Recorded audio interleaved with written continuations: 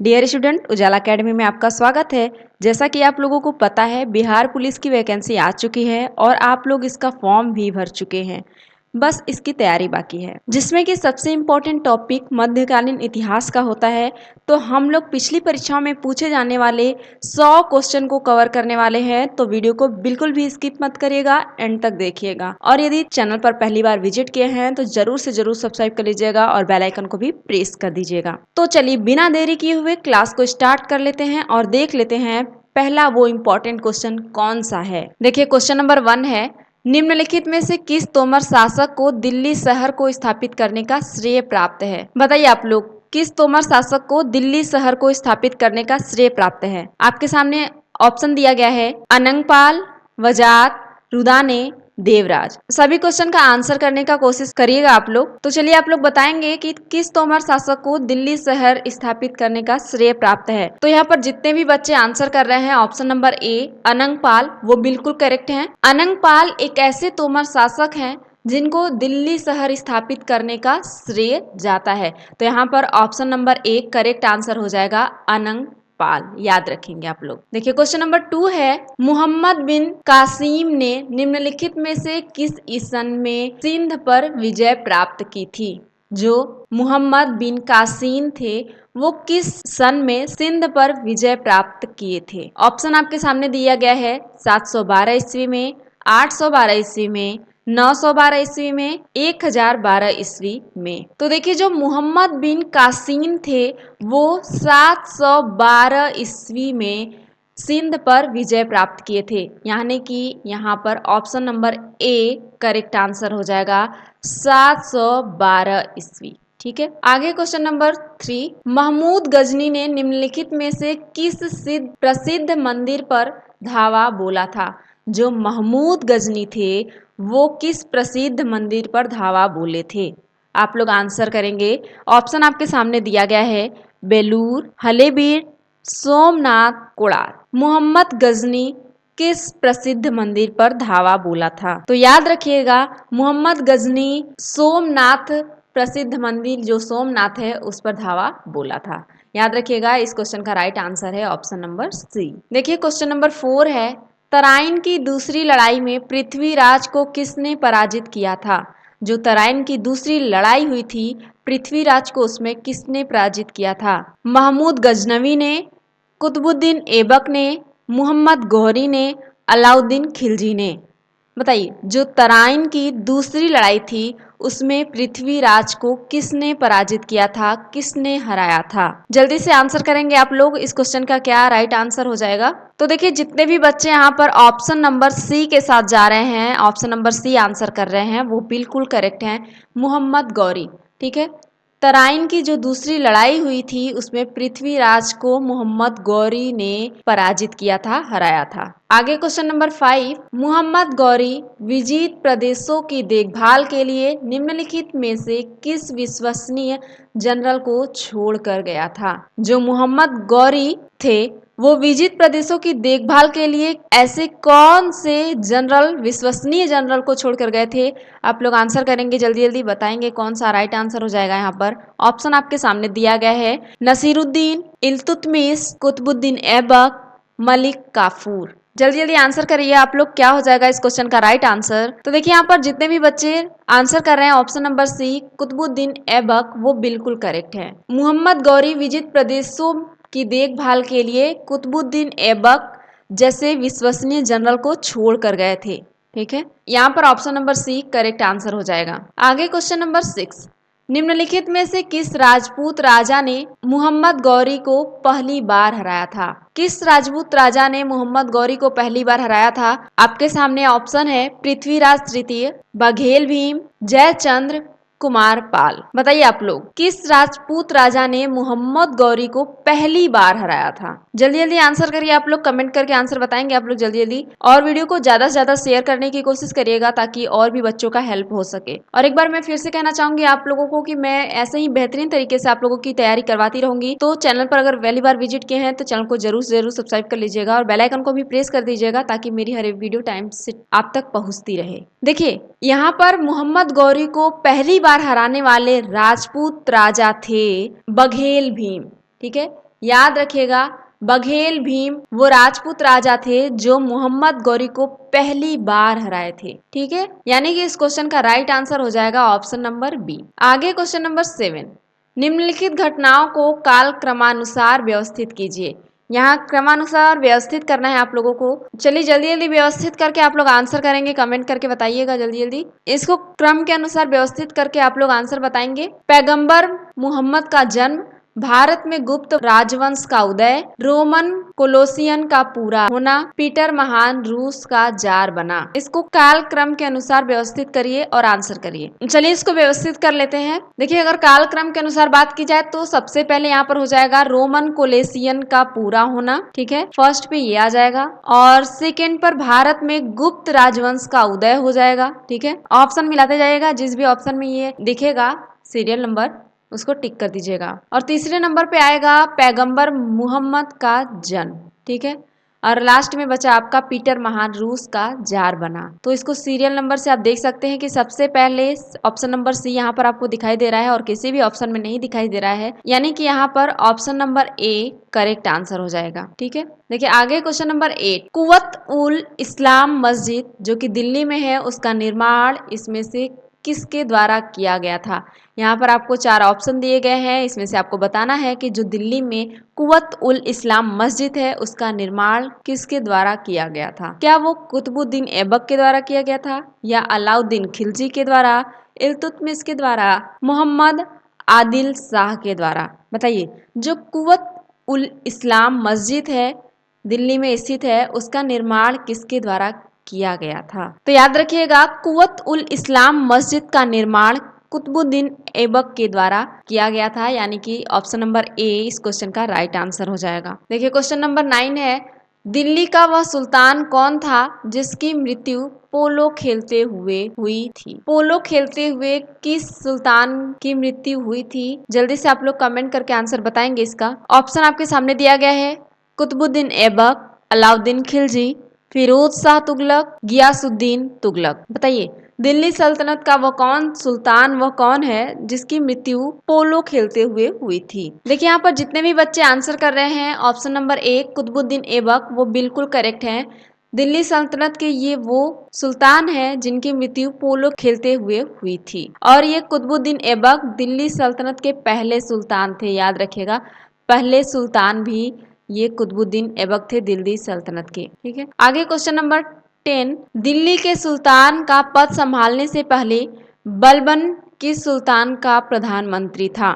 जो बलबन थे वो किस सुल्तान के प्रधानमंत्री थे दिल्ली सुल्तान का पद संभालने से पहले। आपके सामने ऑप्शन दिया गया है, नसीरुद्दीन, कुतुबुद्दीन ऐबक, बहराम शाह, आराम शाह। बताइए, दिल्ली सुल्तान का पद संभालने से पहले जो बलबन सुल्तान थे वो किस सुल्तान का प्रधानमंत्री था। तो याद रखिएगा, दिल्ली सुल्तान का पद संभालने से पहले बलबन नसीरुद्दीन सुल्तान का प्रधानमंत्री था। ठीक है, नसीरुद्दीन, यानी कि ऑप्शन नंबर ए इस क्वेश्चन का राइट आंसर हो जाएगा, नसीरुद्दीन। देखिए आगे क्वेश्चन नंबर 11, चंगेज खान ने जलाउद्दीन का पीछा करते हुए किसके शासनकाल में भारत की सीमाओं पर आक्रमण किया था। ऑप्शन आपके सामने दिया गया है, कुतुबुद्दीन ऐबक, इल्तुतमिश, बलबन, नसीरुद्दीन खुसरो। आप लोग कमेंट करके इसका आंसर बताएंगे, क्या हो जाएगा राइट आंसर। चंगेज खान ने जलाउद्दीन का पीछा करते हुए किसके शासनकाल में भारत की सीमाओं पर आक्रमण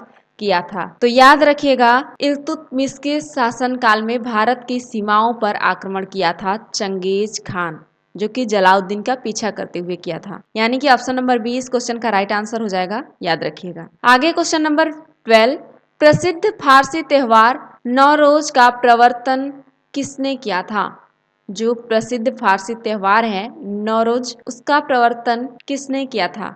अलाउद्दीन खिलजी ने, इल्तुतमिश ने, फिरोज तुगलक ने, बलबन ने। देखिए, जो प्रसिद्ध फारसी त्योहार नौरोज है उसका प्रवर्तन बलबन के द्वारा किया गया था। जितने भी यहाँ पर बच्चे आंसर कर रहे थे बलबन, ऑप्शन नंबर डी वो बिल्कुल करेक्ट है। बलबन के द्वारा प्रवर्तन किया गया था फारसी त्योहार जो नौरोज है उसका। बहुत ही इंपॉर्टेंट क्वेश्चन है ये।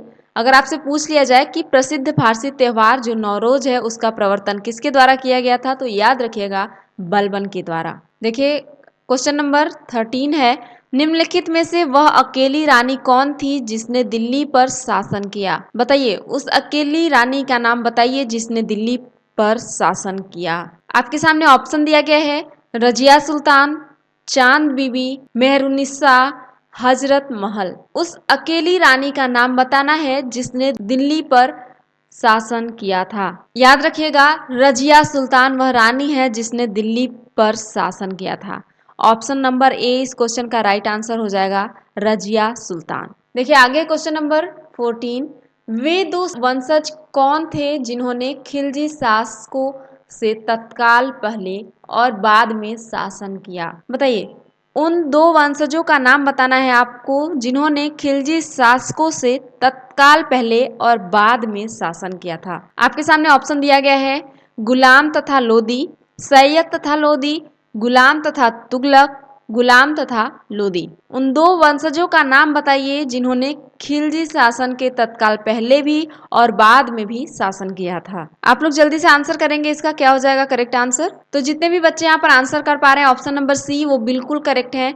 गुलाम तथा तुगलक ये दो वंशज ऐसे थे जिन्होंने खिलजी शासकों से तत्काल पहले भी और बाद में भी शासन किया था। देखिए आगे क्वेश्चन नंबर 15, दिल्ली के किस सुल्तान ने एक रोजगार विभाग, एक दान विभाग और एक परोपकारी चिकित्सालय की स्थापना की थी? दिल्ली के ऐसे कौन से सुल्तान थे जिन्होंने एक रोजगार विभाग, एक दान विभाग और एक परोपकारी चिकित्सालय की स्थापना की थी?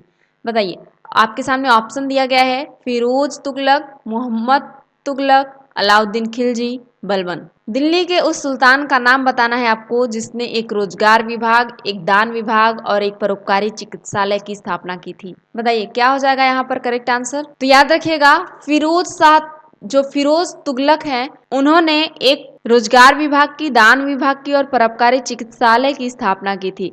याद रखिएगा, ऑप्शन नंबर ए इस क्वेश्चन का राइट आंसर हो जाएगा, फिरोज तुगलक। दिल्ली के ये वो सुल्तान हैं जिन्होंने इतना नेक काम किया था। देखिए क्वेश्चन नंबर 16 है, किसके शासनकाल में सबसे अधिक मंगोल आक्रमण हुए? ऑप्शन आपके सामने दिया गया है, बलबन, अलाउद्दीन खिलजी, मोहम्मद बिन तुगलक, फिरोज तुगलक। बताइए किसके शासनकाल में सबसे अधिक मंगोल आक्रमण हुए? अगर सबसे अधिक मंगोल आक्रमण की बात की जाए तो वो हुई थी अलाउद्दीन खिलजी के शासनकाल में, यानी कि ऑप्शन नंबर बी यहाँ पर करेक्ट हो जाएगा। अलाउद्दीन खिलजी के शासनकाल में सबसे अधिक मंगोल आक्रमण हुए थे। आगे question number 17, Malik Kafur general था, जो मलिक काफूर था वो किसका जनरल था?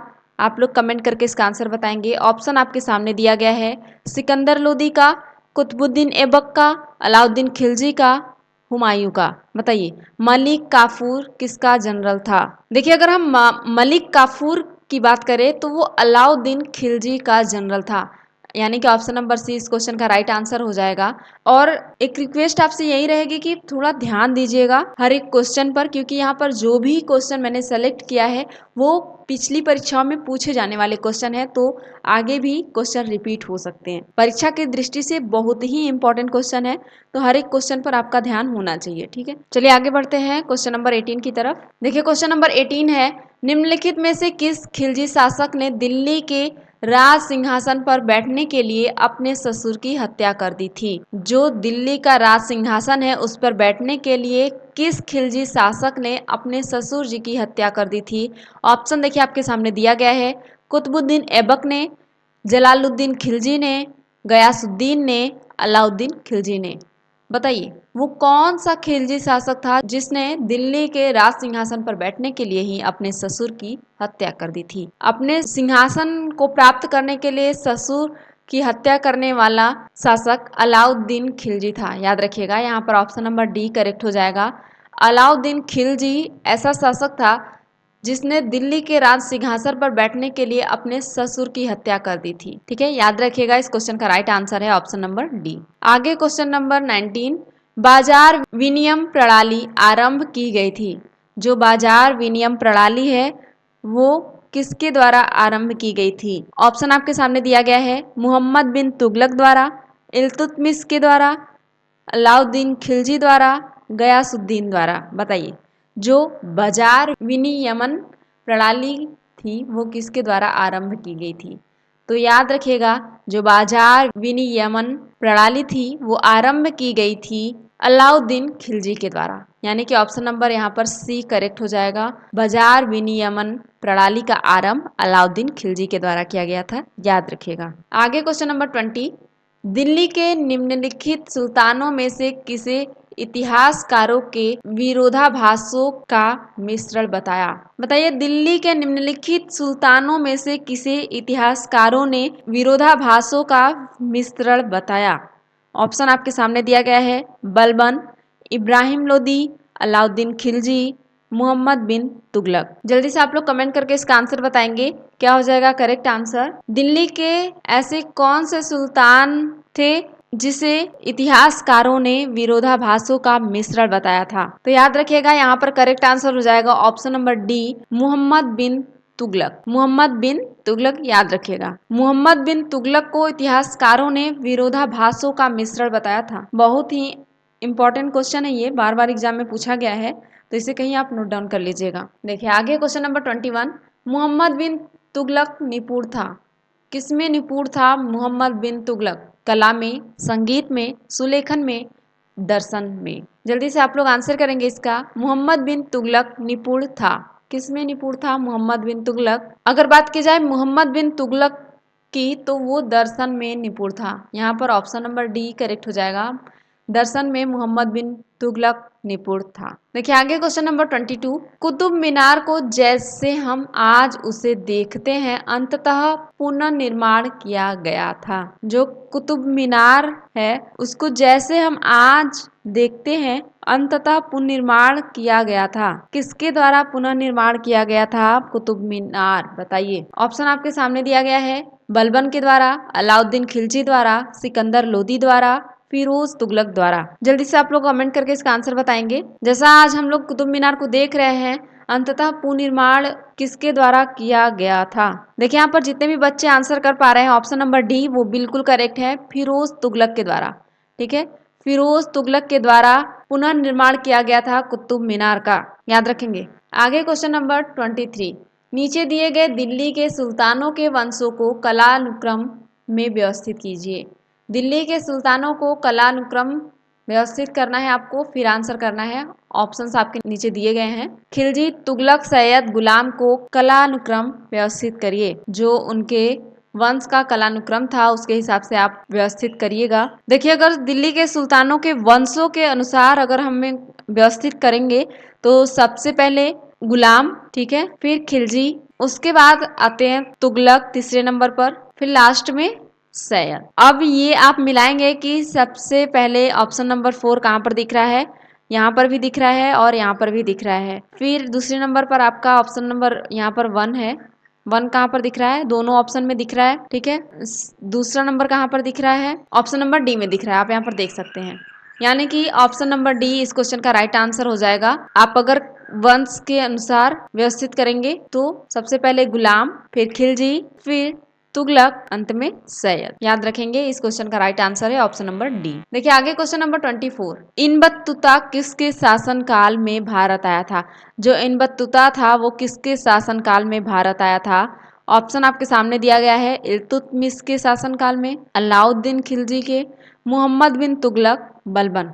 बताइए इन बत्तुता किसके शासन काल में भारत आया था? याद रखिएगा इन बत्तुता मोहम्मद बिन तुगलक के शासन काल में भारत आया था। यहाँ पर ऑप्शन नंबर सी करेक्ट हो जाएगा, मोहम्मद बिन तुगलक। आगे क्वेश्चन नंबर 25, लोदी वंश का अंतिम शासक कौन था? लोदी वंश का अंतिम शासक बताइए आप लोग। ऑप्शन आपके सामने दिया गया है, बहलोल लोदी, इब्राहिम लोदी, दौलत खान लोदी, सिकंदर लोदी। लोदी वंश का अंतिम शासक कौन था?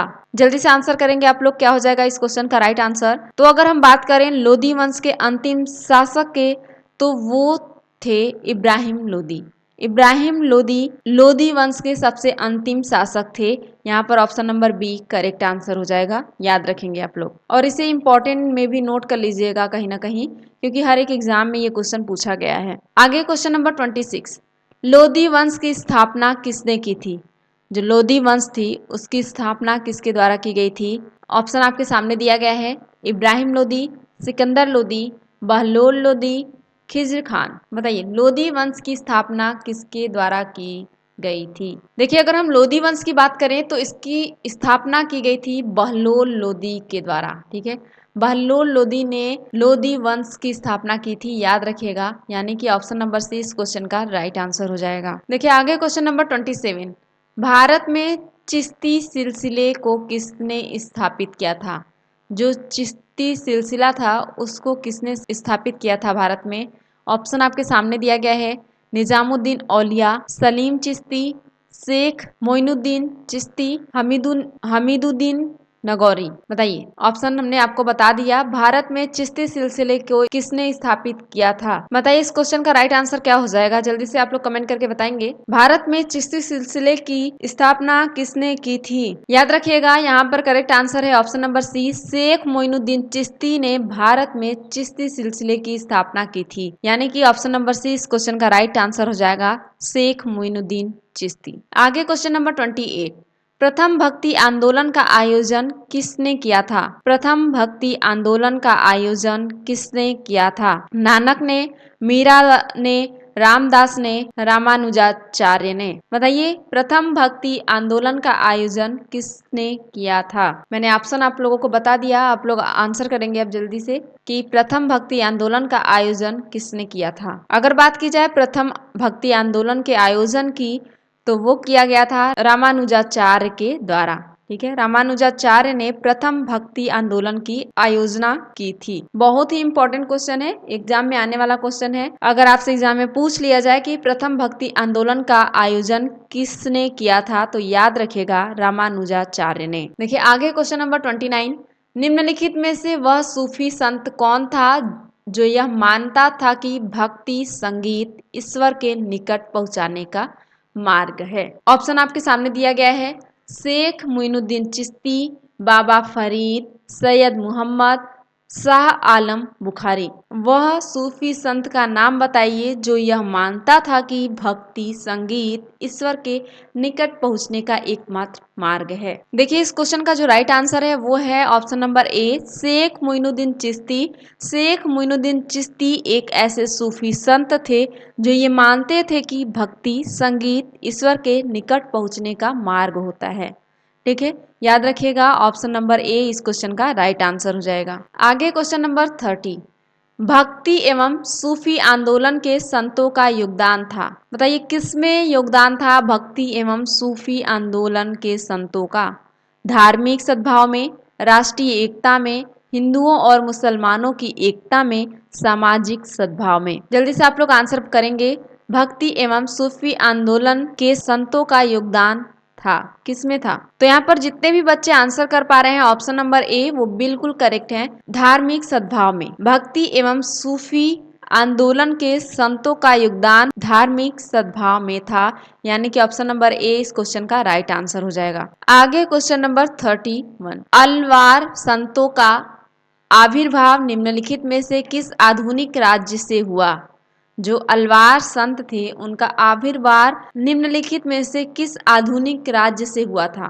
तमिलनाडु से, केरल से, कर्नाटक से, महाराष्ट्र से। जल्दी से आप लोग आंसर बताएंगे कि अलवार संतों का आविर्भाव निम्नलिखित में से किस आधुनिक राज्य से हुआ था? देखिए वो आधुनिक राज्य है तमिलनाडु। अलवार संतों का जो आविर्भाव हुआ था तमिलनाडु राज्य से हुआ था। यानी कि ऑप्शन नंबर ए इस क्वेश्चन का राइट आंसर हो जाएगा। आगे क्वेश्चन नंबर 32, भक्ति प्रचारक शंकर देव ने निम्न प्रादेशिक भाषाओं में से किसका उपयोग करके उसे लोकप्रिय बनाया था? ऑप्शन आपके सामने दिया गया है, असमिया, बंगला, ब्रिजभाषा, अवधी। भक्ति प्रचारक शंकर देव ने निम्न प्रादेशिक भाषाओं में से किसका उपयोग करके उसे लोकप्रिय बनाया था? तो यहाँ पर जितने भी बच्चे आंसर कर रहे हैं असमिया, ऑप्शन नंबर ए वो बिल्कुल करेक्ट है। असमिया उपयोग करके भक्ति प्रचारक शंकर देव ने प्रादेशिक भाषाओं को लोकप्रिय बनाया था। आगे क्वेश्चन नंबर 33, सतारा यानी कि सितार का जनक निम्नलिखित में से किसको समझा जाता था? सितार का जनक किसको समझा जाता था?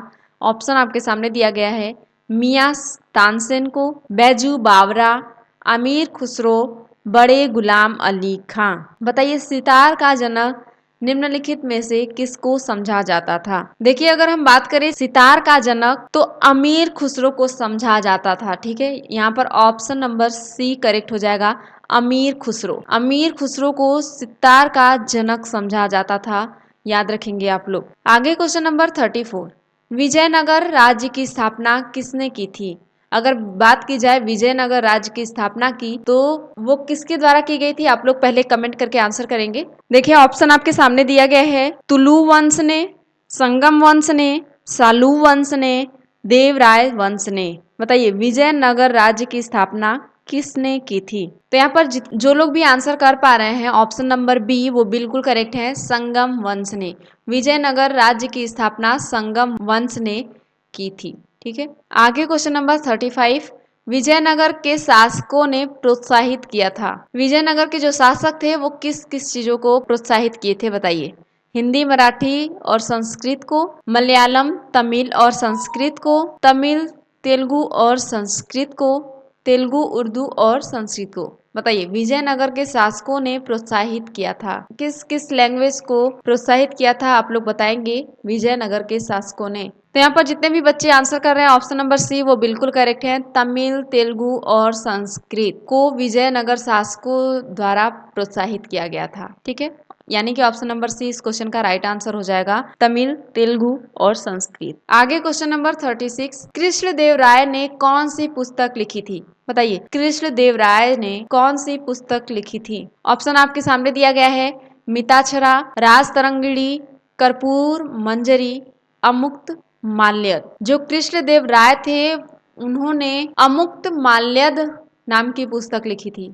ठीक है, यानी कि ऑप्शन नंबर डी यहाँ पर करेक्ट हो जाएगा, अमुक्त माल्यद। याद रखिएगा, बहुत ही इंपॉर्टेंट क्वेश्चन है ये, हर बार एग्जाम में पूछा जाने वाला क्वेश्चन है कि कृष्णदेव राय ने कौन सी पुस्तक लिखी। अगर आपसे पूछ लिया जाए तो आंसर करेगा अमुक्त माल्यद। आगे क्वेश्चन नंबर 37, अमुक्त माल्यदम किसका कार्य है? जो अमुक्त माल्यदम है वो किसका कार्य है? ऑप्शन आपके सामने दिया गया है, अल्लासानी पेन्ना, अल्लासानी पेन्ना, कृष्णदेव राय, वाच्याराज खरवेला। अमुक्त मलयालम किसका कार्य है? आंसर बताइएगा आप लोग कमेंट करके। तो अभी क्वेश्चन नंबर 36 में जैसा कि हम लोग देखे हैं, कृष्णदेव राय। ठीक है, अमुक्त माल्यदम किससे रिलेटेड है? कृष्णदेव राय से, याद रखेंगे आप लोग, यानी कि ऑप्शन नंबर 20 क्वेश्चन का राइट आंसर हो जाएगा। आगे क्वेश्चन नंबर 38, विजयनगर के मध्यकालीन नगर को आजकल कहते हैं। जो विजयनगर के मध्यकालीन नगर हैं उसको आजकल क्या कहते हैं? ऑप्शन आपके सामने दिया गया है, चंद्रगिरी, हलेबीडु, हम्पी, कोंडाविडु। बताइए, विजयनगर के मध्यकालीन नगर को आजकल कहते हैं, आजकल क्या कहते हैं? तो यहाँ पर जितने भी बच्चे आंसर कर पा रहे हैं, ऑप्शन नंबर सी वो बिल्कुल करेक्ट है, हम्पी। विजयनगर के मध्यकालीन नगर को आजकल कहा जाता है हम्पी, यानी कि ऑप्शन नंबर सी इस क्वेश्चन का राइट आंसर हो जाएगा। आगे क्वेश्चन नंबर 39, हम्पी, तिरुवनमैले, चिदम्बरम, श्रीरंगम, तिरुपति आदि में मंदिरों के सामने की ओर बने हुए रायगोपुरम का निर्माता कौन था? ऑप्शन आपके सामने दिया गया है, विद्यारण्य, कृष्णदेव राय, हरिहर, राज। बताइए, हम्पी, तिरुवनमले, चिदम्बरम, श्रीरंगम, तिरुपति आदि जो मंदिर हैं उसके सामने की ओर बने हुए रायगोपुरम का निर्माता कौन था? तो यहाँ पर जो भी लोग आंसर कर रहे हैं, ऑप्शन नंबर बी वो बिल्कुल करेक्ट है, कृष्णदेव राय। जो मंदिरों के सामने की ओर बने हुए रायगोपुरम हैं उसके निर्माता थे Krishnadeva Rai ji. Option number B इस क्वेश्चन का राइट आंसर हो जाएगा। आगे क्वेश्चन नंबर 40, तालीकोटा की प्रसिद्ध लड़ाई कब हुई थी? जो तालीकोटा की लड़ाई हुई थी वो कब हुई थी? ऑप्शन आपके सामने दिया गया है, 1565 ईस्वी में, 1575 ईस्वी में, 1585 ईस्वी में, 1570 ईस्वी में। बताइए, तालीकोटा की प्रसिद्ध लड़ाई कब हुई थी? देखिए, जो तालीकोटा की प्रसिद्ध लड़ाई थी वो हुई थी 1565 ईस्वी में। 1565 ईस्वी में तालीकोटा की प्रसिद्ध लड़ाई हुई थी, याद रखेंगे। ठीक है, यानी कि ऑप्शन नंबर ए इस क्वेश्चन का राइट आंसर हो जाएगा। आगे क्वेश्चन नंबर 41, किसने बीजापुर में स्थित गोल गुम्बज का निर्माण किया, जो विश्व का दूसरा सबसे बड़ा गुम्बज है, जो अपनी मरमरस्रावी गैलरी के लिए प्रसिद्ध है? क्वेश्चन को समझने की कोशिश करिएगा, आपसे पूछा क्या गया है। किसने बीजापुर में स्थित गोल गुंबज का निर्माण किया जो विश्व का दूसरा सबसे बड़ा गुंबज है। पहले तो आप लोग यहाँ पर याद रखिएगा कि जो बीजापुर में स्थित गोल गुंबज है वो विश्व का सबसे बड़ा दूसरा गुंबज है। ठीक है, एक क्वेश्चन तो यहाँ से आपके बन गए। जो अपनी मर्म मसरावी गैलरी के लिए प्रसिद्ध है। तो यहाँ पर आपसे डायरेक्ट पूछा गया है गोल गुंबज का निर्माण किसने करवाया था, जो कि अपनी मसरावी गैलरी के लिए भी फेमस है। तो ऑप्शन आपके सामने दिया गया है महमूद गमा, यूसुफ आदिल शाह, इस्माइल आदिल शाह, मोहम्मद आदिल शाह। बताइए किसने बीजापुर में स्थित गोल गुंबज का निर्माण किया जो विश्व का दूसरा सबसे बड़ा गुंबज है और अपनी मसरावी गैलरी के लिए भी फेमस है। तो यहाँ पर जितने भी बच्चे आंसर कर पा रहे हैं ऑप्शन नंबर डी वो बिल्कुल करेक्ट है, मोहम्मद आदिल शाह। मोहम्मद आदिल शाह ने गोल गुंबज का निर्माण करवाया था। ठीक है, बहुत ही इंपॉर्टेंट क्वेश्चन है, एग्जाम में पूछे जाने वाला क्वेश्चन है, तो इसे एक बार कहीं ना कहीं नोट कर लीजिएगा ताकि आपको याद रहे। देखिए आगे क्वेश्चन नंबर 42, गोल गुंबज कहाँ है। जो गोल गुंबज है विश्व का सबसे बड़ा दूसरा गुंबज है वो कहाँ पर स्थित है। ऑप्शन आपके सामने दिया गया है कोणार्क, हैदराबाद, पुरी, बीजापुर। बताइए गोल गुंबज कहाँ स्थित है। तो यहाँ पर जितने लोग भी आंसर कर रहे हैं ऑप्शन नंबर डी वो बिल्कुल करेक्ट है, बीजापुर में। गोल गुंबज याद रखिएगा बीजापुर में स्थित है, यानी कि ऑप्शन नंबर डी इस क्वेश्चन का राइट आंसर हो जाएगा। आगे क्वेश्चन नंबर 43, चित्तौड़ का कीर्ति स्तंभ किसने बनवाया था। जो चित्तौड़ में स्थित है कीर्ति स्तंभ उसका निर्माण किसके द्वारा करवाया गया था। राणा प्रताप के द्वारा, राणा कुंभा के द्वारा, राणा सांगा, बप्पा रावल के द्वारा। बताइए जो चित्तौड़ का कीर्ति स्तंभ है किसने बनवाया था। जल्दी से आप लोग कमेंट करके इसका आंसर बताएंगे। तो यहाँ पर जितने बच्चे आंसर कर पा रहे हैं ऑप्शन नंबर बी वो बिल्कुल करेक्ट है, राणा कुंभा ने चित्तौड़ के कीर्ति स्तंभ का निर्माण करवाया था। ठीक है, याद रखिएगा चित्तौड़ का कीर्ति स्तंभ राणा कुंभा ने बनवाया था। आगे क्वेश्चन नंबर 44, बहमनी राजाओं की राजधानी थी। जो बहमनी थी वो राजाओं की राजधानी थी। ऑप्शन आपके सामने दिया गया है गुलबर्गा, बीजापुर, बेलगाम, रायचूर। बहमनी राजाओं की राजधानी थी। बताइए तो यहाँ पर जितने भी बच्चे आंसर कर रहे हैं ऑप्शन नंबर ए वो बिल्कुल करेक्ट है, गुलबर्गा। इस क्वेश्चन का राइट आंसर है ऑप्शन नंबर ए गुलबर्गा, याद रखिएगा। आगे क्वेश्चन नंबर 45, प्रसिद्ध मुस्लिम शासिका चंद बीबी निम्नलिखित में से किस राज्य से संबंधित थी। जो प्रसिद्ध मुस्लिम शासिका चांद बीबी थी वो किस राज्य से थी या किस राज्य से संबंधित थी। ऑप्शन आपके सामने दिया गया है बीजापुर, गोलकुंडा, अहमदनगर, बरार। तो इस क्वेश्चन का राइट आंसर है ऑप्शन नंबर सी अहमदनगर। जो चांद बीबी थी अहमदनगर से संबंधित थी, याद रखिएगा। आगे क्वेश्चन नंबर 46, सुविख्यात कोहिनूर हीरा किस खान से निकाला गया था। जो प्रसिद्ध है कोहिनूर हीरा वो किस खान से निकाला गया था। उड़ीसा के खान से, छोटा नागपुर से, बोजापुर से, गोलकुंडा से। बताइए सुविख्यात कोहिनूर हीरा किस खान से निकाला गया था। तो यहाँ पर जितने भी बच्चे आंसर कर रहे हैं ऑप्शन नंबर डी वो बिल्कुल करेक्ट हैं, गोलकुंडा से। जो सुविख्यात कोहिनूर हीरा है वो गोलकुंडा के खान से निकाला गया था, यानी कि ऑप्शन नंबर डी इस क्वेश्चन का राइट आंसर हो जाएगा। आगे क्वेश्चन नंबर 47, निम्नलिखित में से किस युद्ध से भारत में मुगल राज्य की नींव पड़ी। ऑप्शन आपके सामने दिया गया है प्लासी का युद्ध, तालीकोटा का युद्ध, पानीपत का प्रथम युद्ध, हल्दी घाटी का युद्ध। बताइए किस युद्ध से भारत में मुगल राज्य की नींव पड़ी थी। आप लोग कमेंट करके इसका आंसर बताएंगे जल्दी जल्दी। तो देखिए यहाँ पर जितने भी बच्चे आंसर कर पा रहे हैं ऑप्शन नंबर सी वो बिल्कुल करेक्ट है, पानीपत के प्रथम युद्ध से भारत में मुगल राज्य की नींव पड़ी थी। ठीक है, याद रखिएगा इस क्वेश्चन का राइट आंसर है ऑप्शन नंबर सी। आगे क्वेश्चन नंबर 48, भारत में मुगल सत्ता की स्थापना किस लड़ाई के बाद हुई। किस लड़ाई के बाद भारत में मुगल सत्ता की स्थापना हुई थी। तराइन की पहली लड़ाई के बाद, तराइन की दूसरी लड़ाई, पानीपत की पहली लड़ाई के बाद, पानीपत की दूसरी लड़ाई के बाद। बताइए भारत में मुगल सत्ता की स्थापना किस लड़ाई के बाद हुई थी। देखिए अगर बात की जाए भारत में मुगल सत्ता की स्थापना किस लड़ाई के बाद हुई थी तो याद रखिएगा पानीपत की पहली लड़ाई के बाद हो गई थी। ठीक है, पानीपत की जो पहली लड़ाई हुई थी उसके बाद ही मुगल सत्ता की स्थापना हो गई थी भारत में। ठीक है, देखिए आगे क्वेश्चन नंबर 49, किस मुगल शासक ने भारत की वनस्पतियों और प्राणी जगत ऋतुओं और फलों का विशद वितरण अपनी दैनंदिन डायरी में दिया है। ऑप्शन आपके सामने दिया गया है अकबर, जहांगीर, बाबर, औरंगजेब। बताइए किस मुगल शासक ने भारत की वनस्पतियों और प्राणी जगत ऋतुओं और फलों का विशद वितरण अपनी डायरी में दिया है। बताइए उस मुगल शासक का नाम। तो यहाँ पर जितने भी बच्चे आंसर कर रहे हैं ऑप्शन नंबर सी वो बिल्कुल करेक्ट है, बाबर। बाबर ऐसे मुगल शासक थे जिन्होंने भारत की वनस्पतियों और प्राणी जगत ऋतुओं फलों का विशद वितरण अपनी डायरी में दिया है। ठीक है, ऑप्शन नंबर सी इस क्वेश्चन का राइट आंसर हो जाएगा, बाबर। आगे क्वेश्चन नंबर 50, खानवा के युद्ध में बाबर द्वारा पराजित किया जाने वाला राजपूत था। ऑप्शन आपके सामने दिया गया है राणा सांगा, रुद्रदेव, उदय सिंह, राणा प्रताप सिंह। बताइए खानवा के युद्ध में बाबर द्वारा पराजित किया जाने वाला राजपूत राजा था। यहाँ पर जितने भी बच्चे आंसर कर रहे हैं ऑप्शन नंबर ए वो बिल्कुल करेक्ट है, राणा सांगा। खानवा के युद्ध में बाबर द्वारा पराजित किए जाने वाला राजपूत थे राणा सांगा जी। ठीक है, आगे क्वेश्चन नंबर 51, हुमायूं नामा की रचना किसने की थी। हुमायूं नामा की रचना किसने की थी। हुमायूं ने, अकबर ने, अबुल फजल ने, गुलबदन बेगम ने। तो अगर बात की जाए हुमायूं नामा की रचना की तो वो की गई थी गुलबदन बेगम के द्वारा। ठीक है, गुलबदन बेगम ने हुमायूं नामा की रचना की थी, याद रखिएगा। आगे क्वेश्चन नंबर 52, हुमायूं को किस लड़ाई में पराजय के बाद भारत से भागना पड़ा। किस लड़ाई में हारने के बाद हुमायूं भारत से भागा। खानवा की लड़ाई के बाद, कन्नौज, पानीपत, गोगरा। बताइए हुमायूं को किस लड़ाई में हारने के बाद भारत से भागना पड़ा था। तो यहाँ पर जितने भी बच्चे आंसर कर पा रहे हैं ऑप्शन नंबर बी वो बिल्कुल करेक्ट है।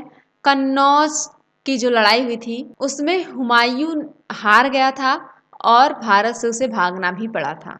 ठीक है, याद रखिएगा ऑप्शन नंबर बी इस क्वेश्चन का राइट आंसर हो जाएगा। सती प्रथा को निरुत्साहित करने वाला मुगल सम्राट था। बाबर, हुमायूं, अकबर, जहांगीर। बताइए सती प्रथा को निरुत्साहित करने वाला मुगल सम्राट था। याद रखिएगा जो सती प्रथा था उसको निरुत्साहित करने वाला मुगल सम्राट अकबर था। ठीक है, ऑप्शन नंबर सी इस क्वेश्चन का राइट आंसर हो जाएगा, अकबर। आगे क्वेश्चन नंबर 54, रज्मनामा निम्नलिखित में से किसका फारसी अनुवाद है। जो रज्मनामा है वो किसका फारसी अनुवाद है। महाभारत का, रामायण का, पंचतंत्र का, कथा शशि सागर का। बताइए रज्मनामा किसका फारसी अनुवाद है। तो याद रखेंगे ऑप्शन नंबर ए इस क्वेश्चन का राइट आंसर हो जाएगा, रज्मनामा महाभारत का फारसी अनुवाद है। आगे क्वेश्चन नंबर 55, अकबर ने पंचमहल का निर्माण जो खंभों के लिए विख्यात है कहाँ किया था।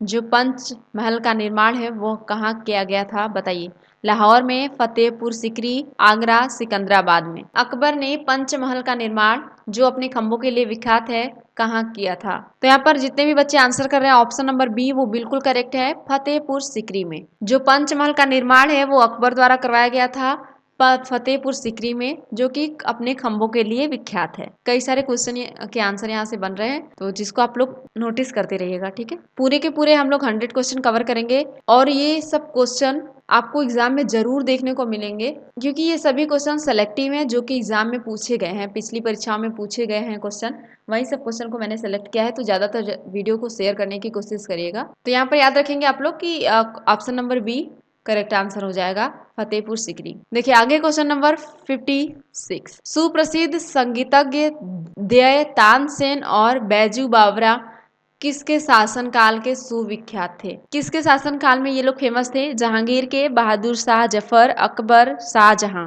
बताइए जो संगीतज्ञ सबसे प्रसिद्ध संगीतज्ञ तानसेन और बैजू बावरा थे वो किसके काल में सबसे फेमस थे। तो यहाँ पर जितने बच्चे आंसर कर पा रहे हैं ऑप्शन नंबर सी वो बिल्कुल करेक्ट है, अकबर के शासनकाल में सुविख्यात थे। ठीक है, तानसेन और बैजू बावरा अकबर के शासनकाल में सुविख्यात थे, याद रखिएगा। आगे क्वेश्चन नंबर 57, वह प्रसिद्ध जैन विद्वान कौन था जिसका अकबर बहुत सम्मान करता था। उस प्रसिद्ध जैन विद्वान का नाम बताना है आपको जिसका अकबर बहुत सम्मान करता था। हेमचंद, हरिविजय, वस्तुपाल भद्रबाहु। अगर बात की जाए जैन विद्वान की जिसका बहुत सम्मान करते थे अकबर, तो वो थे हरि विजय। ठीक है, यहाँ पर ऑप्शन नंबर बी करेक्ट हो जाएगा, हरि विजय। आगे क्वेश्चन नंबर 58, आईने अकबरी पुस्तक का लेखक कौन था? आईने अकबरी पुस्तक के लेखक का नाम आपसे पूछा गया है। ऑप्शन दिया गया है अकबर, अबुल फजल, फिरदौसी, जहांगीर। बताइए आईने अकबरी पुस्तक का लेखक कौन है? तो यहाँ पर जितने बच्चे आंसर कर पा रहे हैं ऑप्शन नंबर बी वो बिल्कुल करेक्ट है। आईने अकबरी पुस्तक के लेखक अबुल फजल हैं। ठीक है, ऑप्शन नंबर बी इस क्वेश्चन का राइट आंसर है, अबुल फजल। आगे क्वेश्चन नंबर 59, हल्दी घाटी की लड़ाई किन के बीच लड़ी गई थी? जो हल्दी घाटी की लड़ाई थी वो किनके बीच लड़ी गई थी? ऑप्शन आपके सामने है, अकबर और राणा संग्राम सिंह, अकबर और मेदिनी राय, अकबर और राणा प्रताप सिंह, अकबर और उदय सिंह। बताइए हल्दी घाटी की लड़ाई किनके बीच लड़ी गई थी? तो यहाँ पर जितने बच्चे आंसर कर रहे हैं ऑप्शन नंबर सी वो बिल्कुल करेक्ट है, अकबर और राणा प्रताप सिंह के बीच हल्दी घाटी की लड़ाई की हुई थी। ठीक है, ऑप्शन नंबर सी इस क्वेश्चन का राइट आंसर हो जाएगा। आगे क्वेश्चन नंबर 60, निम्नलिखित में से किस पर अकबर की विजय होने की स्मृति में बुलंद दरवाजे का निर्माण किया गया था? क्या पूछा गया आपसे?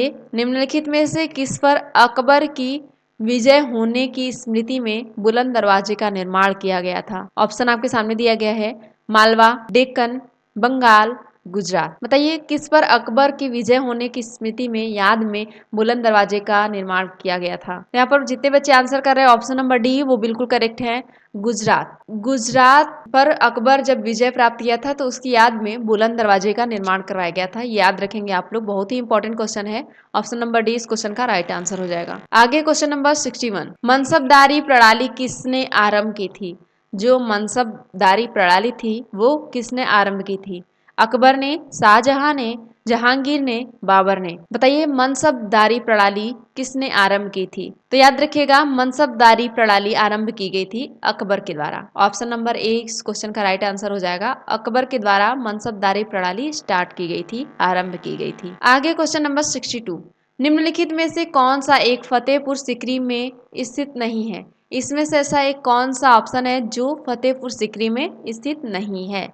पंचमहल, मोती मस्जिद, सलीम चिश्ती का मकबरा, मरियम पैलेस। बताइए इसमें से एक ऐसा ऑप्शन है जो फतेहपुर सिकरी में स्थित नहीं है, उसको सेलेक्ट करिए आप लोग। तो यहाँ पर जितने बच्चे आंसर कर पा रहे हैं ऑप्शन नंबर बी वो बिल्कुल करेक्ट है, मोती मस्जिद। मोती मस्जिद फतेहपुर सिकरी में स्थित नहीं है, और बाकी पंचमहल, सलीम चिश्ती का मकबरा, मरियम पैलेस ये सभी फतेहपुर सिकरी में स्थित है, लेकिन आपका जो मोती मस्जिद है वो फतेहपुर सिकरी में स्थित नहीं है। देखिए जो मोती मस्जिद है वो कई जगहों पर स्थित है, दिल्ली के लाल किले में स्थित है, औरंगजेब द्वारा निर्मित मोती मस्जिद आगरा के किले में, ठीक है, शाहजहां के द्वारा जो मोती मस्जिद बनवाई गई है वो लाहौर के किले में। ऐसे ही जो मोती मस्जिद है वो कई जगहों पर स्थित है, लेकिन पंचमहल, सलीम चिश्ती का मकबरा, मरियम पैलेस याद रखिएगा फतेहपुर सिकरी में स्थित है। आगे क्वेश्चन नंबर 63, प्रयागनगर को इलाहाबाद अल्लाह का नगर नाम किसने दिया था? औरंगजेब ने, अकबर ने, शाहजहां ने, बहादुर शाह जफर ने। बताइए जो प्रयागनगर है उसको इलाहाबाद अल्लाह का नगर नाम किसने दिया था? तो यहाँ पर जितने बच्चे आंसर कर रहे हैं ऑप्शन नंबर बी वो बिल्कुल करेक्ट है, अकबर ने।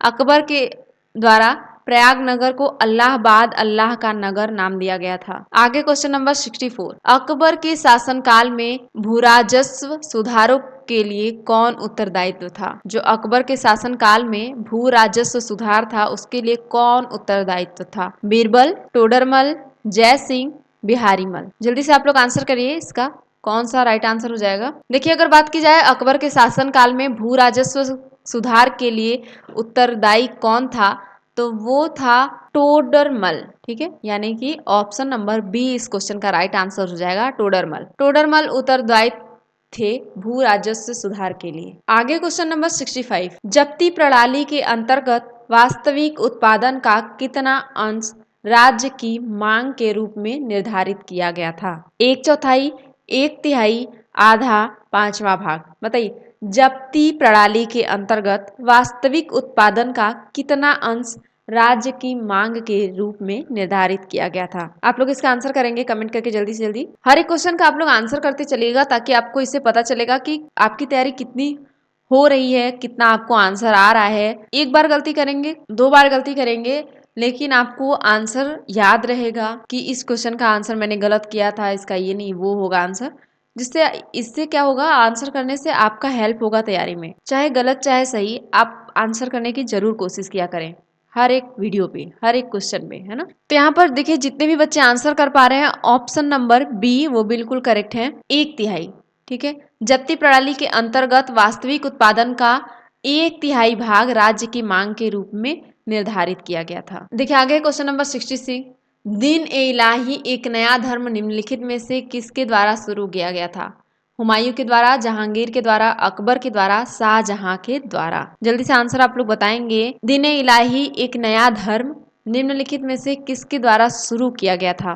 तो यहाँ पर जितने भी बच्चे आंसर कर रहे हैं, ऑप्शन नंबर सी वो बिल्कुल करेक्ट है, अकबर के द्वारा। ठीक है, दिन ए इलाही एक नया धर्म है, अकबर के द्वारा शुरू किया गया था। आगे क्वेश्चन नंबर 67, निम्नलिखित में से कौन सा व्यक्ति निरक्षर है, बिना पढ़ा लिखा कौन है इसमें से बताइए। ऑप्शन में से जहांगीर, शाहजहां, अकबर, औरंगजेब। तो याद रखिएगा निरक्षर व्यक्ति की अगर बात की जाए तो अकबर था। ठीक है, अकबर पढ़ा लिखा नहीं था, वो बिल्कुल निरक्षर व्यक्ति था। आगे क्वेश्चन नंबर 68, निम्नलिखित में किस मुगल सम्राट को हिंदी गीतों की रचना का श्रेय प्राप्त है? बाबर, अकबर, जहांगीर, शाहजहां। बताइए निम्नलिखित में से किस मुगल सम्राट को हिंदी गीतों की रचना का श्रेय प्राप्त है? जल्दी से आंसर बताइए आप लोग, क्या हो जाएगा इस क्वेश्चन का राइट आंसर। ऐसा कौन सा मुगल सम्राट है जिसको हिंदी गीतों की रचना का भी श्रेय प्राप्त है? तो यहाँ पर जितने बच्चे आंसर कर पा रहे हैं, ऑप्शन नंबर बी वो बिल्कुल करेक्ट है, अकबर। अकबर मुगल सम्राट को हिंदी गीतों की रचना का श्रेय प्राप्त है, याद रखेंगे।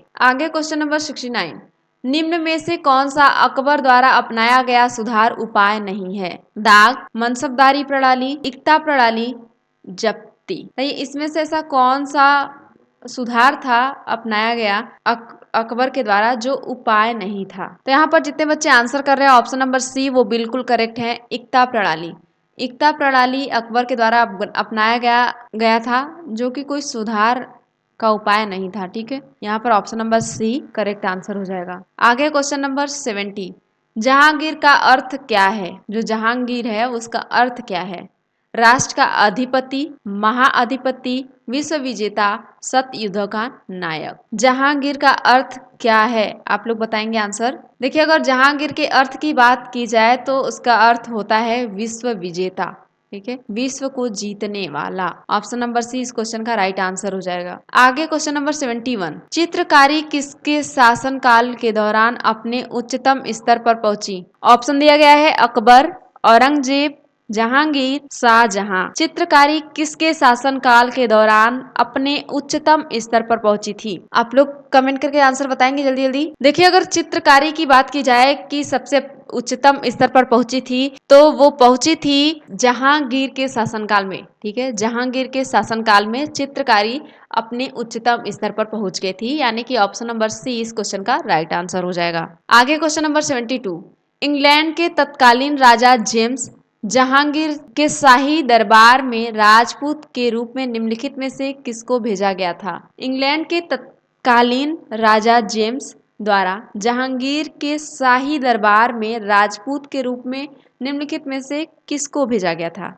क्या वो जॉन हॉकिंस को, William Tog, Sir Thomas Roe, Sir Walter Raleigh? बताइए इंग्लैंड के तत्कालीन राजा जेम्स द्वारा जहांगीर के शाही दरबार में राजपूत के रूप में निम्नलिखित में से किसको भेजा गया था? तो यहाँ पर जितने बच्चे आंसर कर पा रहे हैं, ऑप्शन नंबर ए वो बिल्कुल करेक्ट है, जॉन हॉकिंस।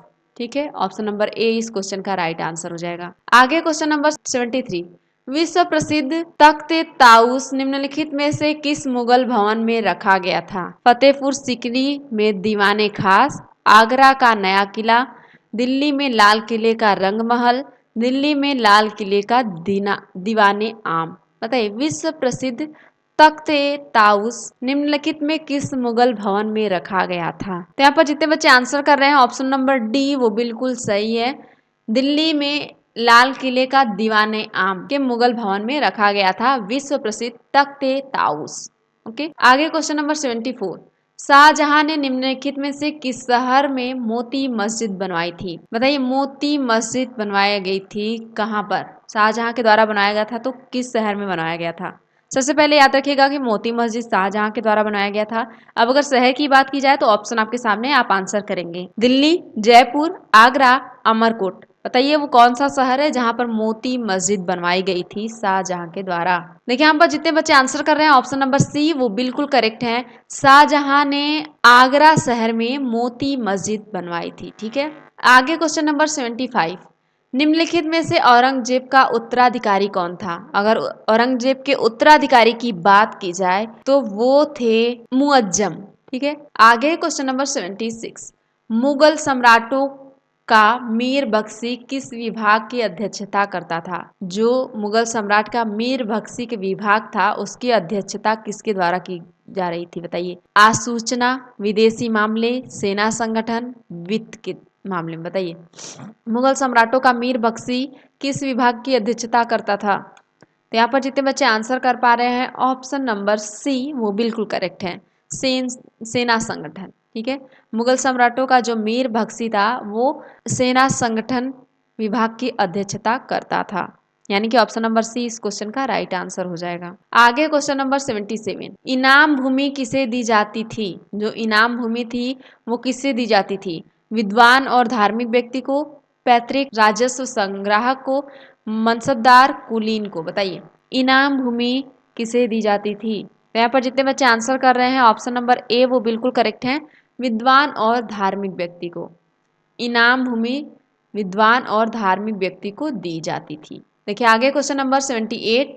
निम्नलिखित मुगल भवनों में से किसमें यह अनन्य विशेषता बताई जाती है कि वह लंबाई और चौड़ाई में बिल्कुल बराबर है? लंबाई और चौड़ाई में मुगल भवन कौन सा है जो एकदम बराबर है? क्या वह आगरा का किला है या फिर लाल किला है, ताजमहल है, बुलंद दरवाजा है? बताइए, मुगल भवनों में से किसमें वह अनन्य विशेषता बताई जाती है जिसकी लंबाई और चौड़ाई बिल्कुल बराबर है? तो आप लोग जल्दी से आंसर करेंगे इसका। देखिए, अगर लंबाई और चौड़ाई में बिल्कुल बराबर भवन की बात की जाए तो वो है ताजमहल। ताजमहल बिल्कुल अपने लंबाई चौड़ाई में सेम है, बराबर है और कई विशेषताओं के लिए जानी जाती है। यह एक मुगल भवन है। ठीक है, और आप लोग कमेंट में बताइएगा ताजमहल का निर्माण किसके द्वारा किया गया था? ठीक है, बहुत ही इंपॉर्टेंट क्वेश्चन है, तो यहाँ पर ऑप्शन नंबर सी करेक्ट हो जाएगा। देखिए आगे क्वेश्चन नंबर 79। ताजमहल के बारे में निम्नलिखित में से कौन सा तथ्य सही नहीं है? इसमें से एक ऐसा तथ्य है जो बिल्कुल गलत है ताजमहल के बारे में, उसको आपको बताना है। ऑप्शन आपके सामने दिया गया है। यह एक भव्य मकबरा है, इसका निर्माण शाहजहां ने किया था, यह आगरा फोर्ट के बाहर स्थित है, इस पर उन कारीगरों के नाम उत्कीर्ण हैं जिन्होंने इसका निर्माण किया था। ताजमहल के बारे में एक तथ्य ऐसा है इसमें से जो बिल्कुल गलत है, सही नहीं है, उसका आपको चुनाव करना है। आंसर बताइएगा आप लोग, क्या हो जाएगा करेक्ट आंसर? ताजमहल के बारे में अगर गलत स्टेटमेंट की बात की जाए, गलत तथ्य की बात की जाए तो वो है यहाँ पर जो कारीगर बनाए थे उनका नाम उस पर निर्मित है, लिखा गया है, ये बिल्कुल गलत है ना। जो कारीगर थे उनका नाम ताजमहल में कहीं भी नहीं लिखा गया है, ये बिल्कुल गलत बात लिखी गई है यहाँ पर। बाकी अगर सही ऑप्शंस की बात करें तो ऑप्शन नंबर ए, बी, सी ये बिल्कुल ऑप्शन सही है ताजमहल को लेकर। आगे क्वेश्चन नंबर 80। निम्नलिखित में से किसके शासनकाल के दौरान भारत में 1 रुपए का सिक्का टकसालित यानी कि मिंट किया गया था? बाबर के शासनकाल में, शेर शाह सूरी के, अकबर के शासनकाल में, औरंगजेब के शासनकाल में? बताइए, निम्नलिखित में से किसके शासनकाल के दौरान भारत में 1 रुपए का सिक्का टकसालित यानी कि मिंट किया गया था? बताइए जल्दी से इसका आंसर। देखिए जितने भी बच्चे यहाँ पर आंसर कर पा रहे हैं ऑप्शन नंबर बी वो बिल्कुल करेक्ट है। शेर शाह सूरी के शासनकाल के दौरान 1 रुपए का सिक्का भारत में मिंट किया गया था, यानी कि ऑप्शन नंबर 20 क्वेश्चन का राइट आंसर हो जाएगा, याद रखिएगा। आगे क्वेश्चन नंबर 81।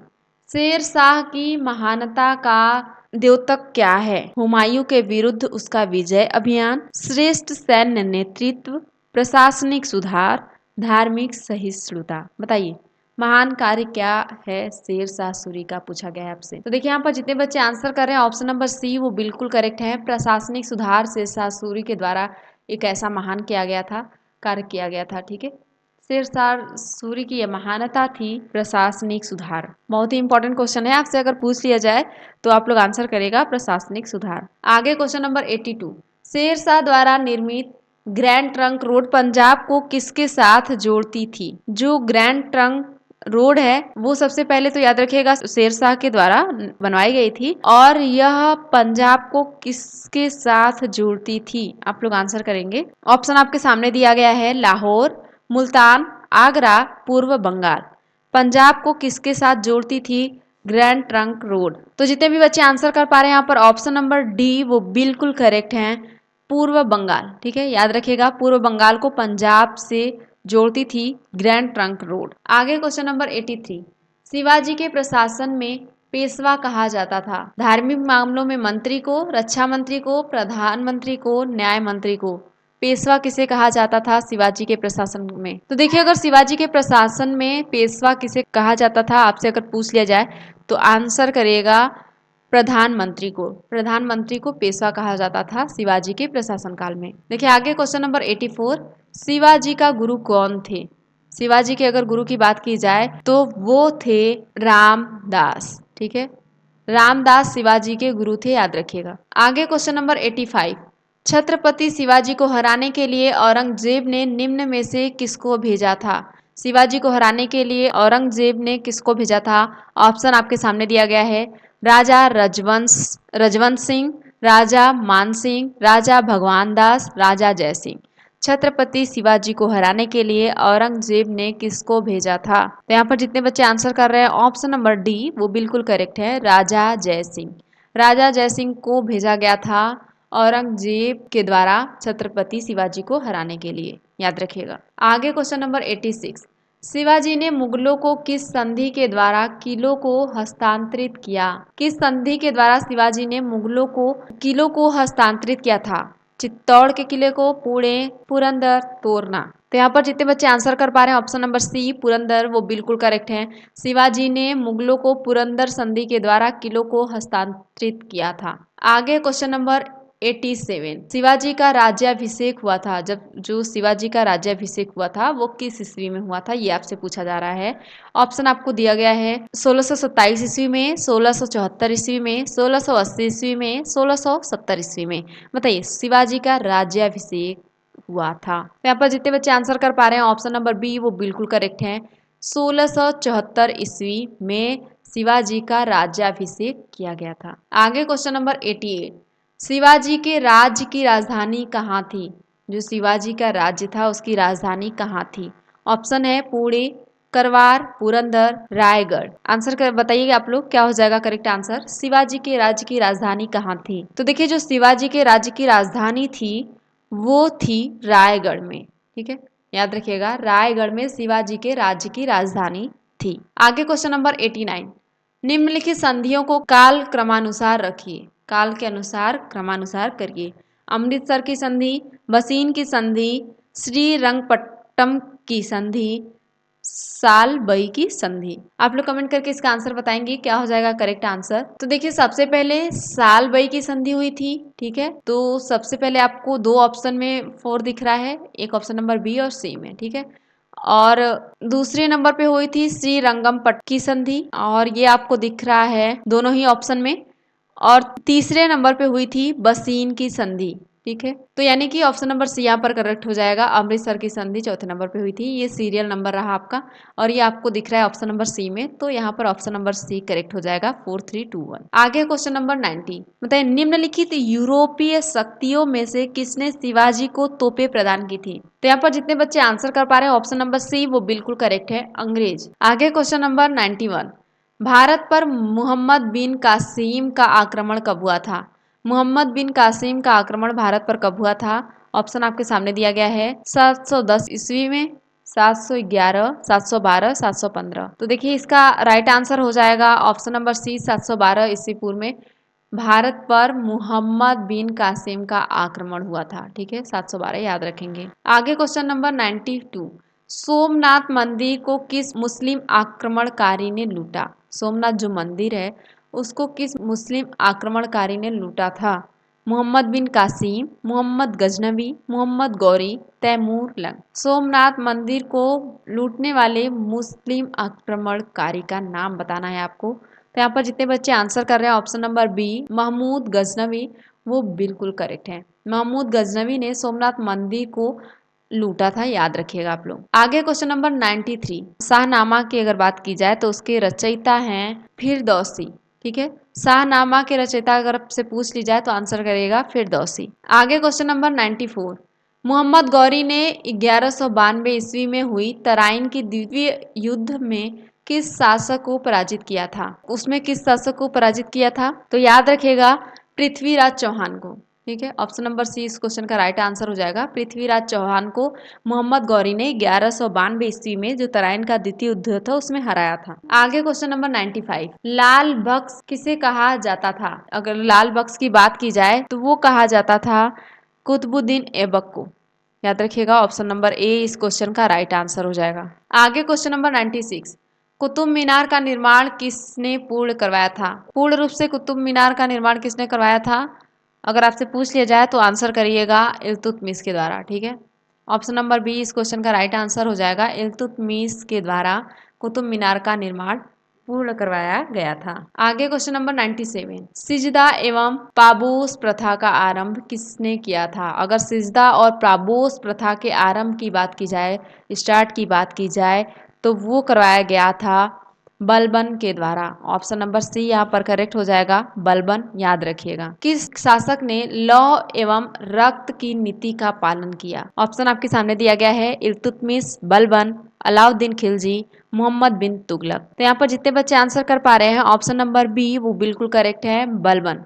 ठीक है, बलबन याद रखिएगा, ये वो शासक थे जिन्होंने लौ एवं रक्त की नीति का पालन किया था। आगे क्वेश्चन नंबर 99, तूतीय हिंद, हिंद का तोता किसे कहा जाता था? अमीर खुसरो को, अलबरूनी को, अबुल फजल को, फैजी को। हिंद का तोता अगर बात की जाए तो वो कहा जाता था अमीर खुसरो को। याद रखेंगे और वेरी इंपॉर्टेंट में इसे नोट भी कर लेंगे क्योंकि कई बार एग्जाम में पूछा जाने वाला क्वेश्चन है। अमीर खुसरो को तूतीय हिंद यानी कि हिंद का तोता कहा जाता था। आगे क्वेश्चन नंबर 100, ये इस वीडियो का लास्ट क्वेश्चन है। किस सुल्तान ने सिकंदर सानी या द्वितीय सिकंदर की उपाधि ग्रहण किया? उस सुल्तान का नाम बताइए जिसने सिकंदर सानी या द्वितीय सिकंदर की उपाधि ग्रहण किया था। अलाउद्दीन खिलजी, मोहम्मद बिन तुगलक, फिरोज शाह तुगलक, सिकंदर लोदी। जल्दी से आप लोग आंसर बताइए, क्या हो जाएगा करेक्ट आंसर? किस सुल्तान ने सिकंदर सानी या द्वितीय सिकंदर की उपाधि ग्रहण की थी? तो याद रखिएगा ऑप्शन नंबर ए यहाँ पर करेक्ट हो जाएगा, अलाउद्दीन खिलजी। अलाउद्दीन खिलजी सुल्तान थे जिन्होंने सिकंदर सानी या द्वितीय सिकंदर की उपाधि ग्रहण किए थे। ठीक है, यहाँ पर option number A correct answer हो जाएगा। तो जैसा कि आप लोग देख पा रहे होंगे कि बहुत ही इंपॉर्टेंट क्वेश्चन जो कि पिछली परीक्षाओं में पूछे जाने वाले क्वेश्चन थे उनको हम लोग कवर कर चुके हैं, पूरे 100 क्वेश्चन। अगर आपने ये 100 क्वेश्चन अच्छे से समझ लिया तो और कोई वीडियो देखने की जरूरत नहीं है, आवश्यकता नहीं है, इसी में से आपके क्वेश्चन आने हैं एग्जाम में। अगर कहीं किसी भी क्वेश्चन में कोई डाउट रह गया हो तो आप कमेंट करके हमसे पूछ लीजिएगा और ऐसे ही वीडियोस के लिए हमारे चैनल को सब्सक्राइब कर लीजिएगा क्योंकि मैं करवाऊंगी बिहार पुलिस की पूरी तैयारी ताकि आपकी एक सीट पक्की हो सके, आप एक सीट ले सके। तो मेरे चैनल को जरूर से जरूर सब्सक्राइब कर लीजिएगा और बेल आइकन को प्रेस कर लीजिएगा। और यदि आपने अभी तक मेरी वीडियो को शेयर नहीं किया है तो वीडियो को जरूर से जरूर शेयर कर दें और वीडियो को लाइक भी कर दें। और आगे किस टॉपिक पर, किस सब्जेक्ट के लिए वीडियो चाहते हैं कमेंट करके बताइएगा ताकि मुझे हेल्प हो सके। अगर आपको किसी भी क्वेश्चन में डाउट रह गया तो एक बार वीडियो को बैक जाकर जरूर देख लीजिएगा क्योंकि ये जो सारे 100 क्वेश्चन थे सभी क्वेश्चन इंपॉर्टेंट थे। बिल्कुल मैंने चुन चुन कर क्वेश्चन सेलेक्ट किए थे, तो बिल्कुल भी स्किप मत करेगा एक भी क्वेश्चन, हर एक क्वेश्चन आपके लिए इंपॉर्टेंट है। और मैं मिलूंगी आपसे नेक्स्ट वीडियो में, तब तक के लिए टाटा बाय बाय।